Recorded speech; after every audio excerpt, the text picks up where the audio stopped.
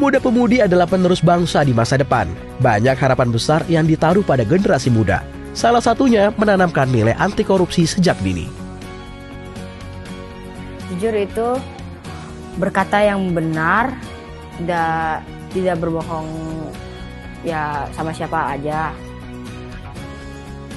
Karakter jujur adalah suatu sifat yang dipengaruhi dari pikiran dan tingkah laku pribadinya. Dalam rangka meningkatkan integritas, maka perlu dilakukan upaya-upaya membudayakan kejujuran yang dilakukan sejak dini kepada peserta didik. Salah satu mode yang banyak diadopsi saat ini adalah warung kejujuran. Yang pertama memang kami ingin menciptakan sekolah yang sudah ada, yaitu sekolah jujur. Jadi kami berusaha sekali supaya anak-anak setiap hari itu bersikap jujur, tidak hanya dalam belajar Kak, tapi dalam kantin kejujuran pun kami memang menanamkan ingin anak-anak bersikap jujur, terutama dari mulai anak-anak cara membeli dan cara membayar.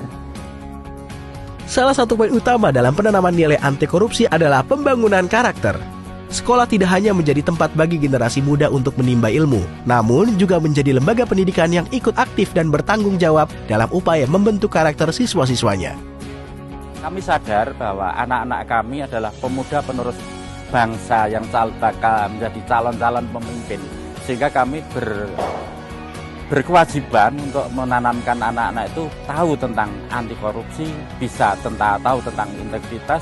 Tujuan kami, harapan kami adalah nanti setelah anak itu hidup di masyarakat, apalagi nanti bisa menjadi pemimpin masyarakat ataupun bangsa, bisa tahu dan bisa menjauhi itu korupsi. Pengajaran mata kuliah anti korupsi adalah salah satu metode untuk mendukung gerakan pemberantasan korupsi. Mulai dari pendidikan dasar hingga bangku kuliah, para pemuda-pemudi diajarkan bagaimana korupsi dapat mengakibatkan kerugian yang besar bagi individu maupun negara.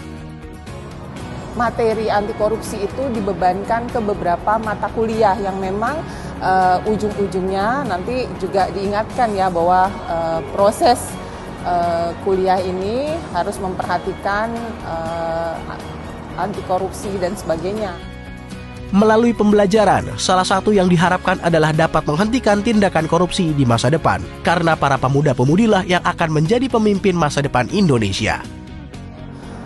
Semuanya itu pasti dimulai dari sejarahnya ya, kemudian apa penyebabnya, kemudian apa yang nilai-nilai apa yang harus kita miliki untuk menghindari anti korupsi, kemudian hukum yang terkait dengan korupsi, kemudian dampaknya atau efeknya. Jadi semua hal yang terkait dengan anti korupsi itu ada di mata kuliah ini. Pemuda-pemudi merupakan ujung tombak harapan bangsa Indonesia dalam menyambut Indonesia Emas tahun 2045. Melalui tangan pemuda yang berintegritas, kuat, tangguh, inovatif, dan kreatif, bukan tidak mungkin visi dan tujuan bangsa ini untuk berjaya di sepanjang masa akan menjadi keniscayaan. Kita memulai dari diri kita sendiri untuk tidak atau sama sekali menerapkan untuk tidak melakukan korupsi sekecil apapun. Tempatkan diri kita pada lingkungan yang baik, maka kita akan menjadi pribadi yang positif. Pemuda-pemudi Indonesia, mari bekerja sama dengan seluruh elemen bangsa dalam memajukan Indonesia, menciptakan semangat kolaborasi yang kuat dan harmonis, meneguhkan kerja bersama dalam satu irama gerak langkah menuju Indonesia bersih dari korupsi.